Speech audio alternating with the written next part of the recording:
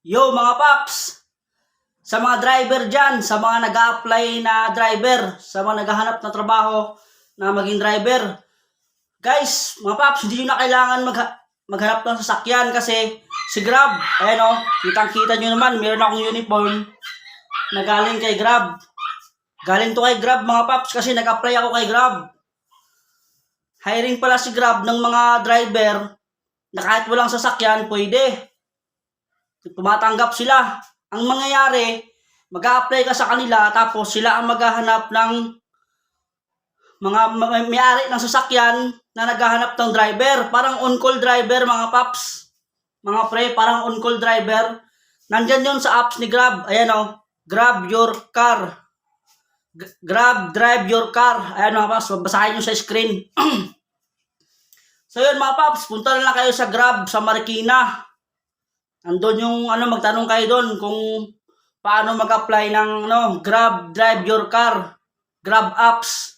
Ito mga paps, libreng yan libreng uniform tapos may 1,000 ka daw na matatanggap.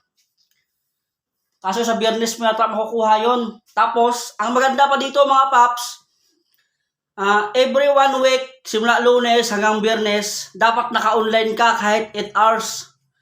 Tapos, ang sabi pa doon ni Grab, sa 8 oras, dapat nasa NCR ka.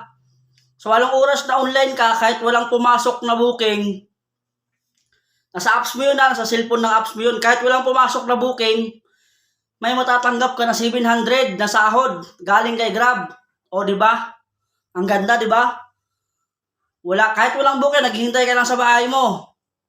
Basta naka-online ka ng 8 oras, may matatanggap ka ng 700. Makukuha mo yung sahod na yon sa Biyernes yung sahuran.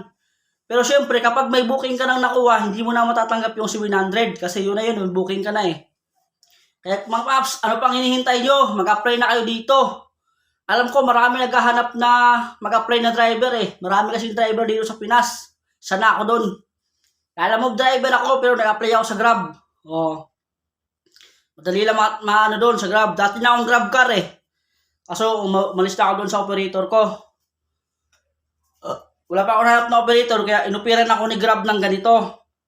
Grab, drive your car.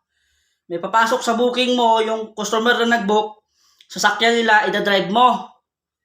So sila magbibigay sa'yo ng sahod. Depende pa kung overnight, kung hanggang bukas, kung ilang araw. Nandun yung presyo sa apps. Kaya mga paps, mag-apply na kayo sa Grab. Libreng uniforme, may 1,000 ka pa.